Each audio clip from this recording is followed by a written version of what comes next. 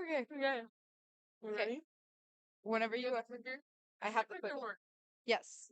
If not, I'll just click both of them. And if not, we'll be like, sorry guys, we have technical difficulties. Okay. You ready?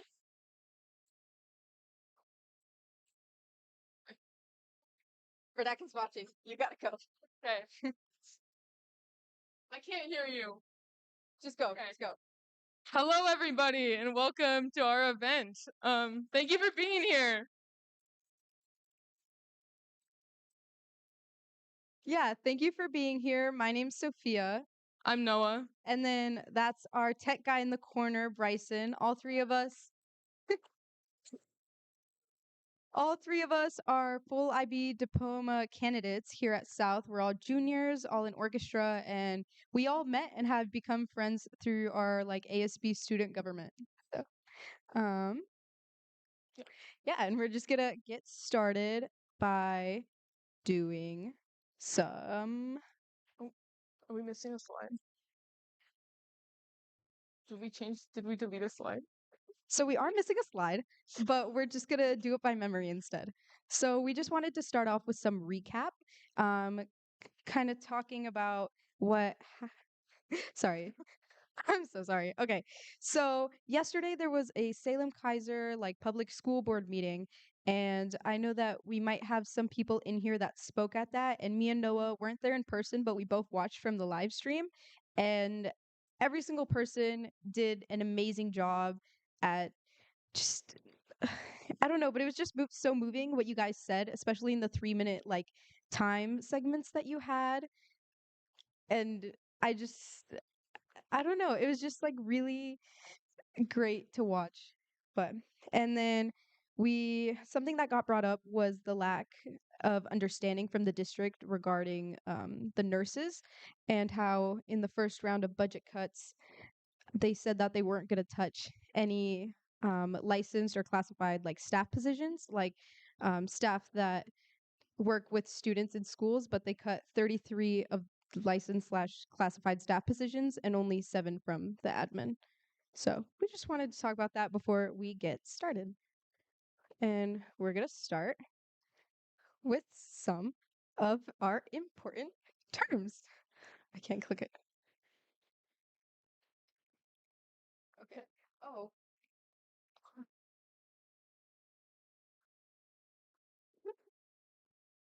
that was the slide that we just ran through.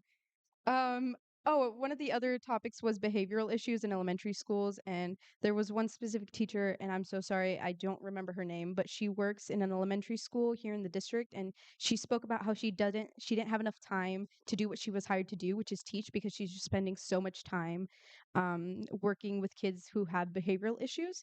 And I have a little sister who is in second grade at Lee Elementary, and she was talking about how the second graders there aren't able to go through the curriculum at the pace that they need to get everything done by the end of the school year. And I just think about that how that personally relates to my younger sibling, and I just don't want that for her, which I don't think is too much to ask, but we're going to get started by some important terms. So these are some important terms that may or may not be in the rest of the presentation, but for small group discussion, they might be helpful to know. At each table, there should be at least one union member who can answer questions about any of the things we say, or if you have other specific questions. So yeah, here's that. Mm. Pretty good. Mm-hmm. So this is kind of our event timeline, kind of what we're going to be going over in our presentation. Each thing that is underlined corresponds with something in a packet on your table. So that has so it has the list of terms, it has a table that we made for one of our slides, and it also has the current bargaining status as of early January. So the first thing we're going to be talking about is class size, which as students here in the district we have seen has affected us all the way since 5th grade. Fun fact, me and Noah met in 5th grade in an advanced math class. And what happened was that 5th grade, they put us in 3 separate 5th grade classes. And then like 2 to 3 weeks into the school year, made like another class because all of those three classes were just so stacked with students that they had to hire last minute another teacher and make another class. So in high school, we see this in all of our classes. So we've had classes that have had 40 students. I've also had classes that only have 17. And as IB students, we don't see this as much as I did last year. So my first semester Spanish class last year had 40, second semester only 18, and now the majority of my classes sit around 20 students because as the classes get harder, the numbers go down. Um, so through some outside research, we found these bullet points about how class size impacts students directly. And Oregon ranked fifth for the largest class sizes nationally as of, I believe, 2 years ago. So I don't know if that number has changed, but that is our most recent bullet point. This table we made from Oregon Department of Education's 2022-2023 report on class size. I don't love the numbers that were given because 26 to 35 is a very wide range. I've had classes with 26 and I've had classes with 35, but those were grouped together. So we put together the percentages of how many of our classes that was, which is a lot. Um, so that's just some like extra extra data for our class size. And this, as all of our teachers know, is one of the largest issues because it's really hard to teach a class with that many students. It's way easier to teach 15 kids than 30. Not only that, but also Um, yesterday, another thing that was mentioned is how like student communication or sense of belonging was one of the most important things that the community said like was their most important takeaway from the four goals I believe that the district had. And a sense of belonging not only comes from like the student community, but it also especially comes from our staff and the staff that are able to have to create a personal connection. There's a lot of students I'm so sorry. There's a lot of teachers that are my personal teachers here tonight, and I believe that most of them have absolutely made an effort to make that personal connection, which is one of the reasons I enjoy their class the most. And so, following that is just caseload, which is like how much a teacher has to take on in their job. And Oregon does not have a maximum caseload size in schools. So, which means that even if a teacher gets hired, just kind of thinking they're going to deal with your average, probably like 26 students per class. We've seen that our counselors, for example, have 2 times the national ratio of students that they have to work with a day. And our special education teachers have 3 times, and our nurses also have 3 times, which is just too many.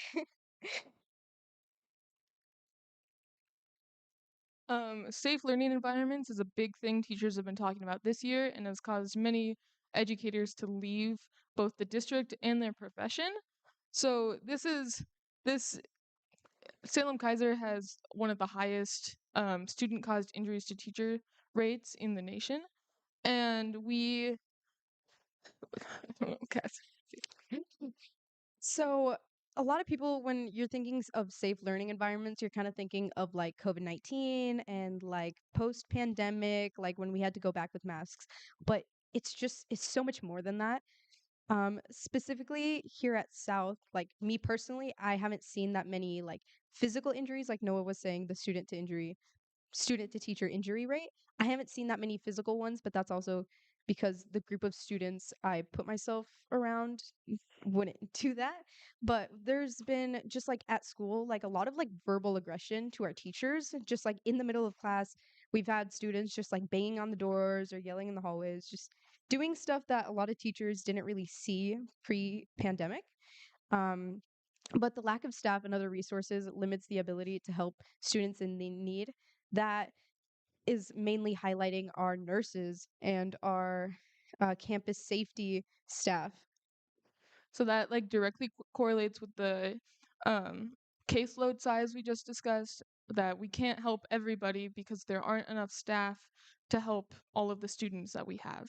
So our ratios are so low that it's harder to support students in need now, which we see in our own school. Yeah, going back to that third bullet point where it says like other high caseloads among counselors and other support staff make it extremely difficult for students in crisis to receive necessary support.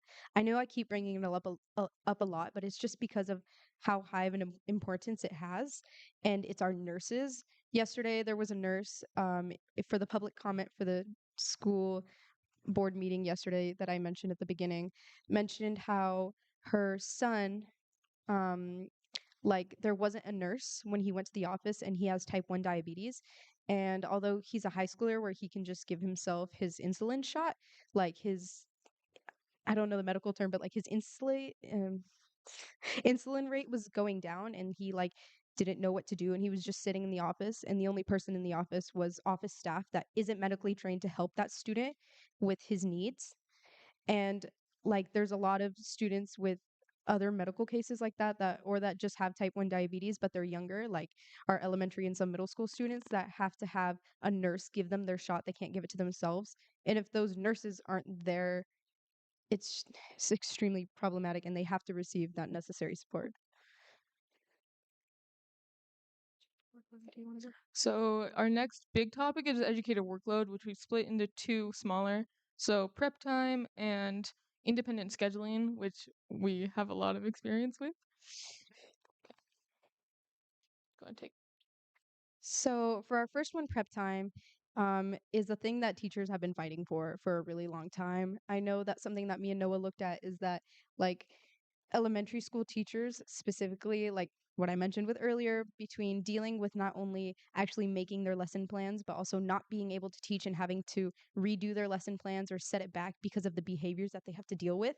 It's cutting into their prep time, and that there's some teachers that only have like an hour of prep time, but that includes their lunch. So really, they're either just working while they're having their lunch and their lunch, like we talk about how important mental health is. That's not only in our students, that's also in our teachers, especially with how high their caseload is.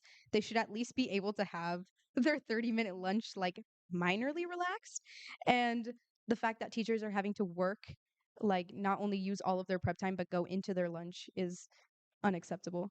And so we kind of just went over some basic things. So, like, obviously, teachers use their prep time to plan and educate for upcoming lesson plans. And, like we talked about before, like the personalized touch. So, like, individualized feedback for students. And I know a lot of teachers, especially last year when we had the biggest class sizes that me and Noah were talking about, like we did not receive that much individual feedback just because, not because the teachers don't care, but because they have to so much to get through and then they just have to move on and keep teaching us to meet the curriculum by the end of the year. So independent scheduling, this is about teachers having a choice on what classes they teach mostly and if they are separate classes or not. So for high school, recently post-pandemic, they switched to embedded honors for high schoolers. And this has been really bad for us, for our friends, for everybody involved. For us, that meant taking classes with students who wouldn't take an honors class, and then our teachers trying to teach two separate things at once, but they really couldn't because you have such a range of students that you're working with. It was always for me, like in our English class, it was write this essay as a whole class, but then it was if you're embedded honors, just do more. But there was never any explanation on what do more meant. So I would be writing extra paragraphs or stressing about was this good enough. This also impacted our grading system. So to have an A in an embedded honors class, you had to have a 95 rather than a 90 that you would have to have in a regular honors class. Here at South, this was a big thing because our honors classes were always meant to help prepare us for the IB program. And all three of us, as well as our IB friends in the audience, will tell you that we felt very unprepared when we started our IB classes this fall. Yeah, so I know there's at least 4 students that are in the audience right now that could definitely tell you the student feedback that starting the IB diploma is meant to be a challenging and rigorous course. It's extremely more rigorous if you've never heard of the correct definition of the word like hyperbole before. Which thank you to Miss Lip for teaching us that, but it shouldn't have been on her. It should have definitely been something that had been introduced to us way before, because it's already like I said, it's already extremely difficult, and the lack of preparation that they want to achieve a higher education or that they just want to extremely challenge themselves in their courses versus students who just wanted to pass their classes, which I'm not saying one is right and one is wrong, but combining both of the students in the same class and having it with a teacher that doesn't have prep time to make those lessons plans, doesn't have time to give individualized feedback, and then can't make that personal connection with students. All of those combined is a mess, for lack of better wording. Oh, because I was like, so professional autonomy, this is describing that teachers don't really have a or staff, licensed staff in general, don't have much of a say in district decisions, even though the district decisions directly impact educators and students more than anybody else. So teachers just want to be able to have decisions made on their behalf that reflect how they feel. That they deserve in any way at all. And um, a point on the board is that SKPS teachers, the majority of them all have bachelors, but some additionally have a master's degree, and that our educators earn a salary about 26% lower than what they would qualify in any other industry.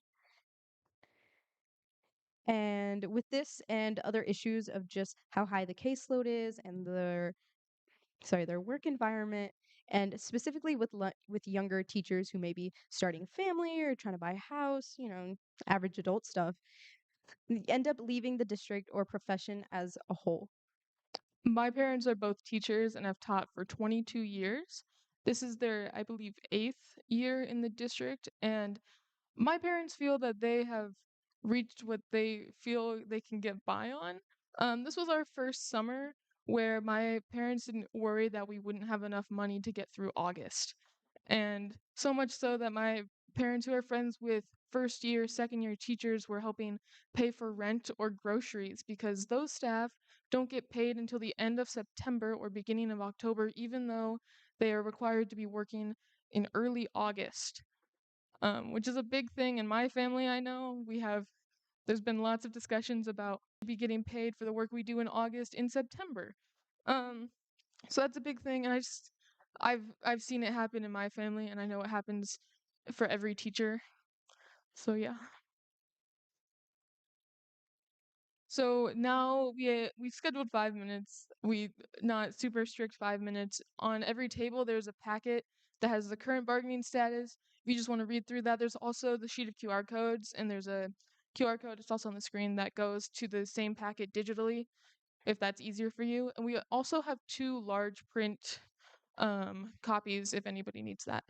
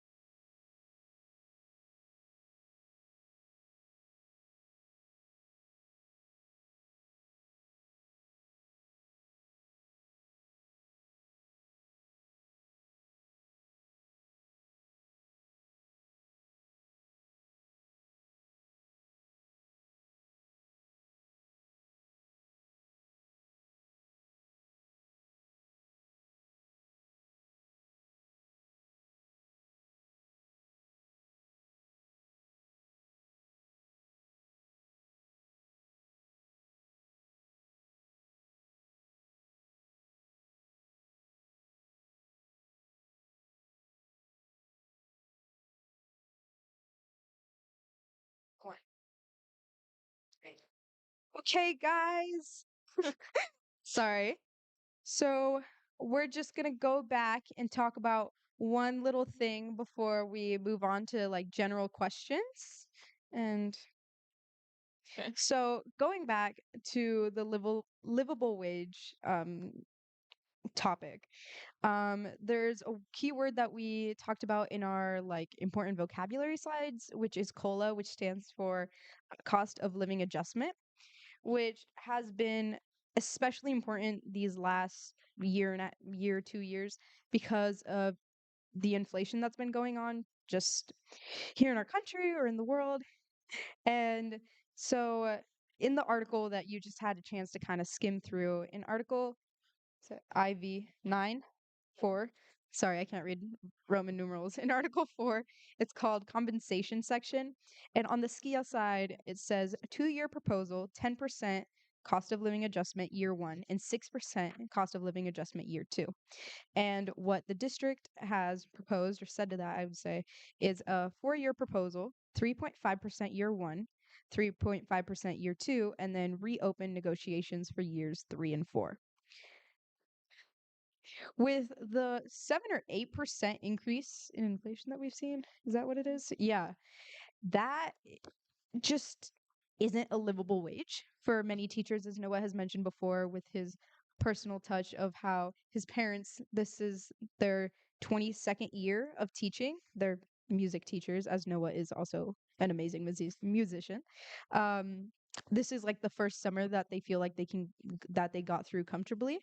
And how they helped out younger teachers that they know with their rent or buying groceries because those younger teachers weren't able to hit that. And we're seeing that with the really low proposal from the district, which is a difficult, my personal opinion of why these negotiations have been so difficult is because teachers absolutely deserve a way higher raise and they deserve a livable wage as we've mentioned, but as the district has mentioned in their community conversation is just like how in debt we are and how if it's just I'm sorry, I didn't know what I was going to say about this, but the district's kind of arguing that we don't have the money for this, which is true. But we've also seen To some degree. to some degree. And, but we've also seen a lot of like misspending with the last 2 years, especially with the inflation of money that we had after COVID, and then how that money was spent. And so this event is mainly to show our support for the teachers union and how students do care, students are watching, students are learning, trying to educate themselves. We want to say, but we also want our teachers mainly to have a say, or we want a say to support our teachers and how um I know that the union and this district had like a negotiation meeting recently, and I'm just hoping that they keep open ideas and that they give justice to our teachers. And now we're gonna move on. Noah. So this is an open question Q&A situation, which the district has not had. So if anybody has any questions that you would like us to answer, now is your time in front of everybody. We can also do like personal questions during discussion time. But also, if we can't answer a question, we will kind of hand it off to Tyler, which is the union president here. And she and we thank all of our volunteers that are here have taken their time out of like just being home and relaxing for once. But if we can't answer a question, they will. And at the majority of their tables, there's at least like 1 to 2 facilitators that can also answer your questions. But the girl in the green sweater.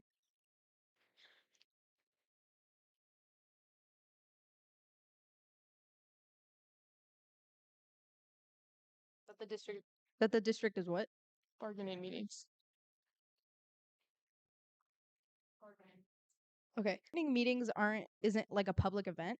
The district does do on Instagram the SKPS and Castañadas, the superintendent, her personal Instagram, she uploads videos, kind of giving updates and talking about like stuff that is happening. They also send out they have a section in the website, I believe, that's talking about that budget crisis situation, and that's where we found a lot of it. Also on their YouTube. No, I don't believe they live streamed any of the community conversations, but oh, they did live stream yesterday's public school board meeting that I mentioned, and they covered a lot of the information that they learned from those community conversations, which is where you can find a lot of that information.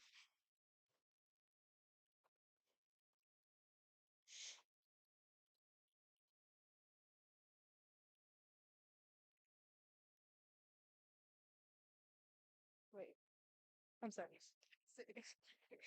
I was wondering if anyone in the teachers union, I don't know that much about it, but I was wondering if there's any specific goals like in the next few months that you're hoping to achieve, and because maybe there's something that we could potentially help with.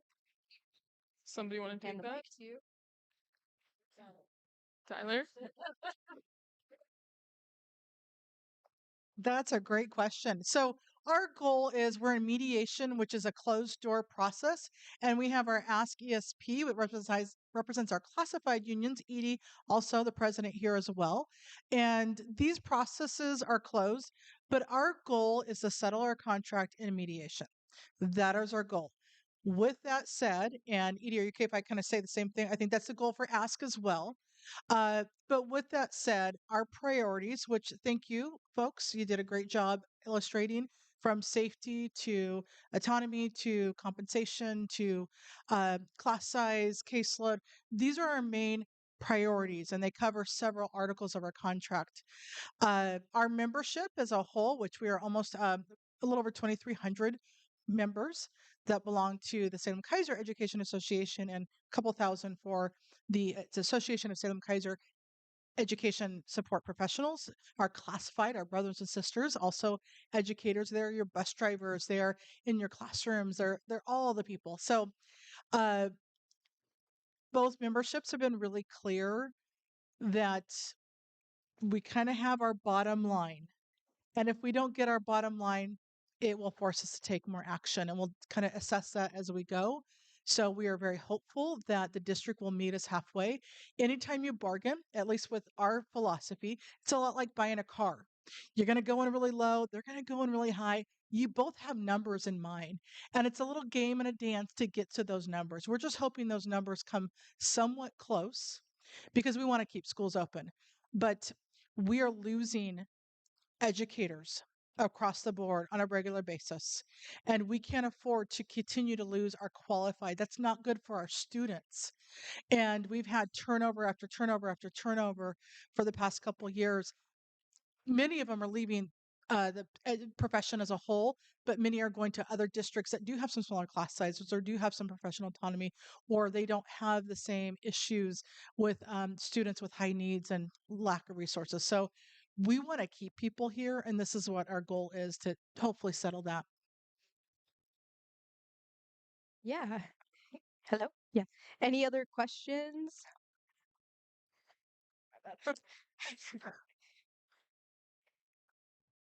In a similar vein, what are some ways that students can show support for their teachers?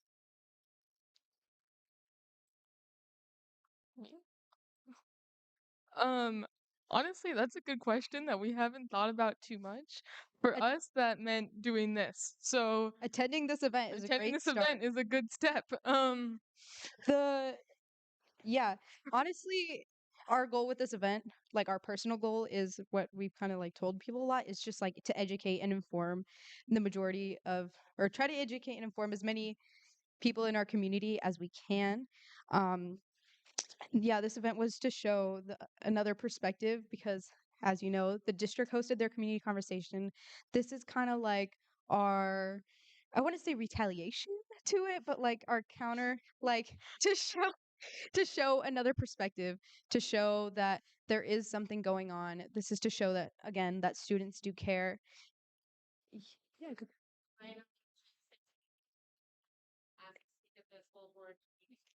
yeah, you can speak like I said for the public comments at the school board meetings. You can, I don't know how you sign up, but I'm sure someone here can answer that question, and that's 3 minutes on the clock that you can talk to them face to face. And as they mentioned, writing a letter to the Statesman Journal. On a slightly less like superficial level, if that makes you nervous, as a student group, we are working on getting at least one student from every high school right now to work together on planning events similar to this. Or we have friends at West that planned a rally with our the with Ask ESP and SKAA.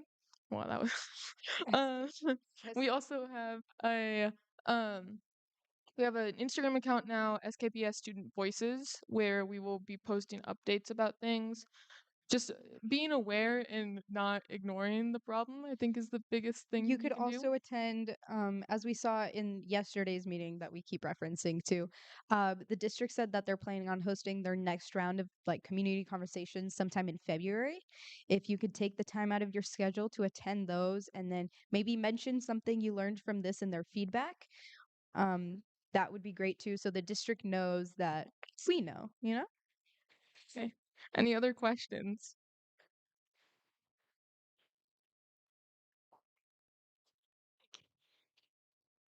Is there any way to guarantee a solution for smaller class sizes among the districts?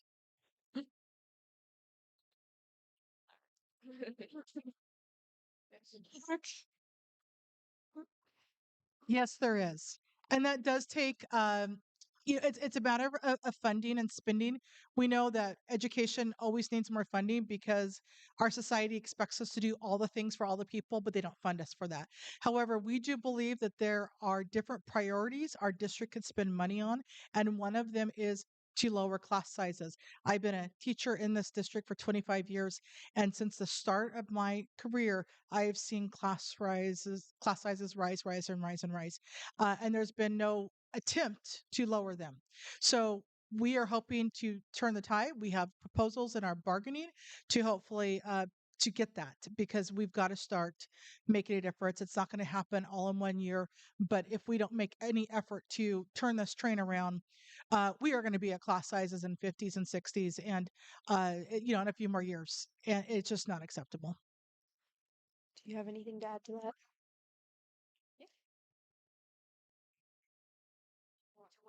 So what she just said.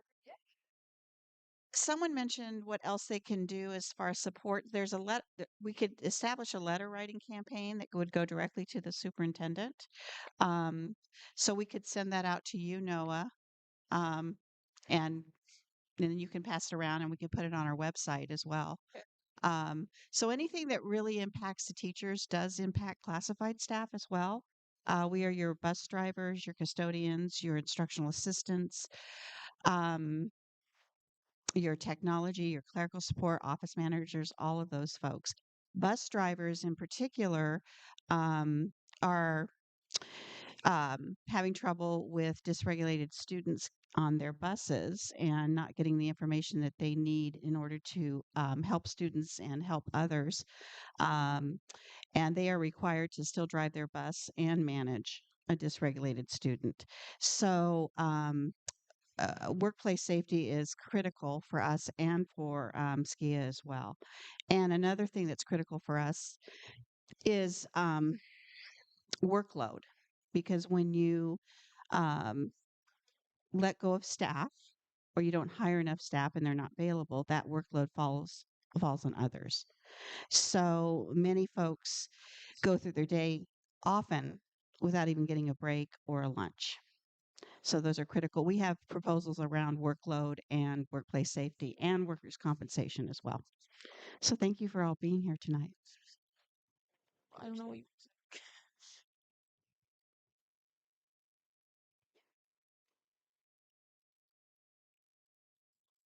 Thank you. I just quickly wanted to say hi and introduce myself. I'm Ashley Carson Cottingham. I'm the Zone 3 School Board Director. So I wanted to stand up and say hello and to express my gratitude to all of you for being here, and just reiterate that the board does want to hear from all of you. We listen, we read all the emails we receive. Several educators have reached out to me in recent months to do site visits to schools to see more hands on what each of you or what each of you is dealing with on a day-to-day basis, but also what students are seeing in their classrooms. And so much appreciation to the students tonight that have helped put or who led putting this together. It's really nice to have a student-led event. My apologies for being late. We did have another executive session tonight of the board, so I ran from that. But these are extremely difficult times. I obviously can't get into specifics of bargaining, but I just wanted to be here to be present so you know that I do care. I'm engaged, and I appreciate all of you so much. I believe in public education to my core. And I will make a pitch. I'm not trying to minimize what decisions we have to make right now and to get to an agreement and mediation, but we do need advocacy at a state and federal level around public education. And so I am free to make a pitch around that. We need more funding in public education, period. Yes, we have tough decisions locally. I'm not trying to skirt that, but we do not get enough money from the state legislature to do all the things that society expects our public schools to do. And we have kids who are still recovering from the pandemic and will be for a long time. We need more resources. And I think all of our elected officials need to hear that message. We need people to testify during the long session. And if there's an opportunity during this short session coming up next month. So just thank you very much. And I appreciate all of you. I would And also you like can to email add. us. Oh, No, you're good. the specific question about the logistics of how you come to testify or provide public comment for the meeting. The first meeting of every month, the agenda will be posted online, and you then go and sign up online, and then we're given all of the people, and there's a lottery system depending on how much time we have available, and then you would be selected from that lottery system. But if you don't get selected there, you can write an email, and we read all of that testimony or comment that comes in. So thank you. Sorry, I didn't mean to cut you off. I would also like to add that on December 15th, Sophia and I attended the student-led rally and had a meeting directly with the superintendent where we discussed information about the budget, which is part of what led us here, was getting more information. So we've only talked to one side, just as a fun comment on that. And then a thing I wanted to remind everybody is that teachers don't have as much power in this, but the district has given their administrators roughly 20 to 30% raises. So if we wanted the money, it's right there. They just gave it to themselves.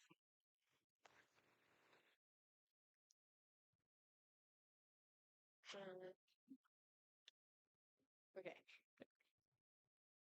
So I just have one little thing to add. So we introduced what? Oh, sorry. Hello. So we introduced the president of SKEA, Salem Kaiser Education Association. And, but I also just wanted to give a shout out to the president of Ask ESP, which, as she mentioned, is our what? Classified. Yeah, is our classified staff here at Salem Kaiser. And as little just personal background on me, I wasn't born in Oregon. I went to Pringle when I was in kindergarten, coming from Mexico, as Mexico is my as Spanish as my first language, without knowing any English.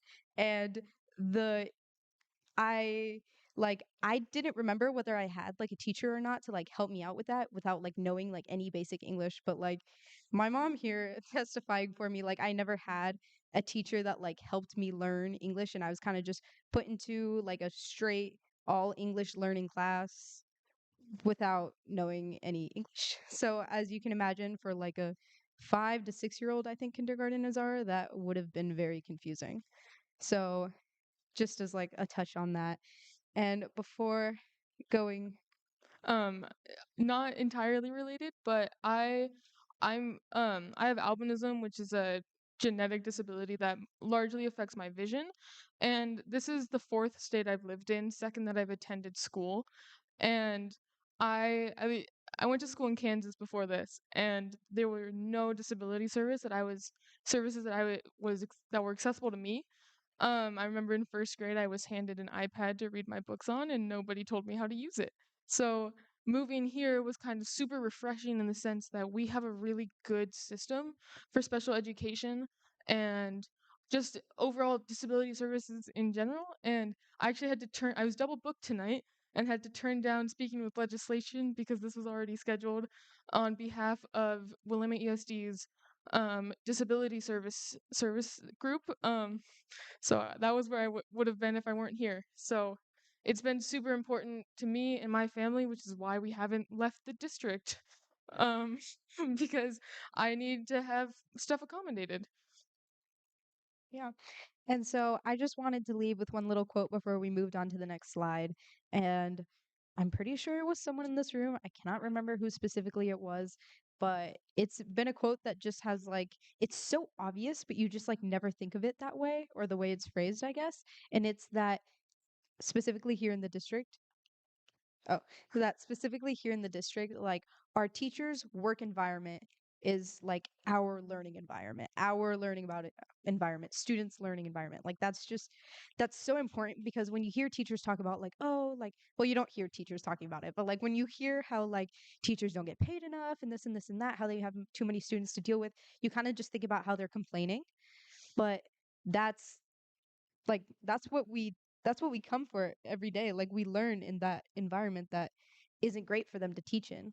So just putting that into perspective.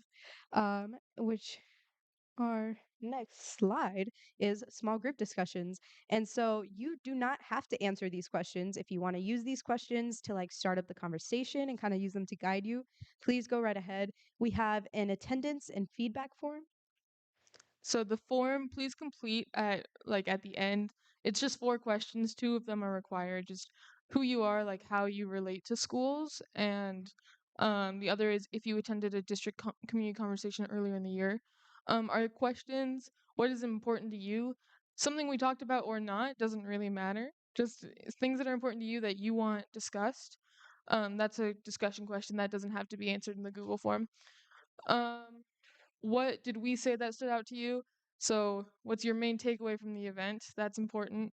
Um, and then, what do I do now? So, this question was initially written in the perspective of the district's second round of community conversations in a month. What do I do now that I know the union side of things? Do I go to that event and talk about it? Do I tell my friends about it? Whatever you do, what is your plan now that you feel more informed? Yeah, and then again, the info packet, which has the bargaining status, class size table, and a copy of the slides if you ever want to access them later. Just to give another shout out, our tech guy, Bryson Martin, he has set all this up, and we are actually live streaming right now. And this video will be available on Skia's YouTube, and then on the Instagram that Noah mentioned, SKPS Student Voices. It will also be posted on that account, and then probably our personal accounts as well. But um, yeah, so if you ever want to go back and watch this through, and then just again that feedback form, it's like a feedback in attendance. Any questions, comments you have on like how we ran this event, and would be greatly appreciated because we have never done this before, so we don't know if you this is like really great for you or maybe you guys have hated it. So there you go. Once again, you can ask us questions. You can ask the facilitators at each table's questions. You can ask Tyler questions. We're all here. What was the other thing I was gonna say? Facilitators.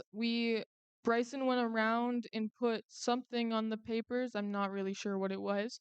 Um, to re- yeah, to take notes on what You on what discuss at your yeah table. the discussion main things that's super helpful to us to know what was discussed, what was important, but no pressure to write everything that is said down. But Yes. thank you for coming. Is that what the next slide is? Yeah. Yeah.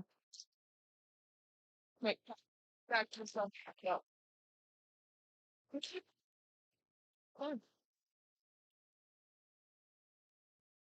I just want to say, let's give these two a huge round of applause.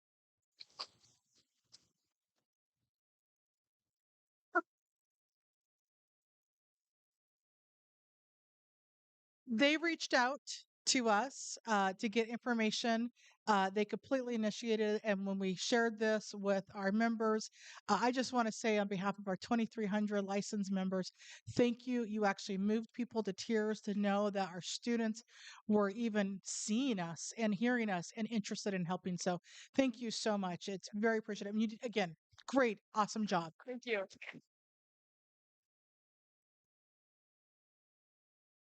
We're done. Perfect. So now we're just going to break out into the small group discussions, and we're just going to be walking around if you have any questions for us or Tyler or anything. Thank you. Grab a cookie.